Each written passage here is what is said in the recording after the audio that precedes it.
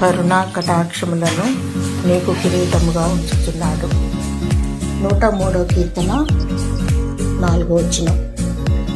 దేవుడు గొప్ప దేవుడు, బలహీనులను బలపరచువాడు, దరిద్రులను ధనవంతులుగా చేయవాడు.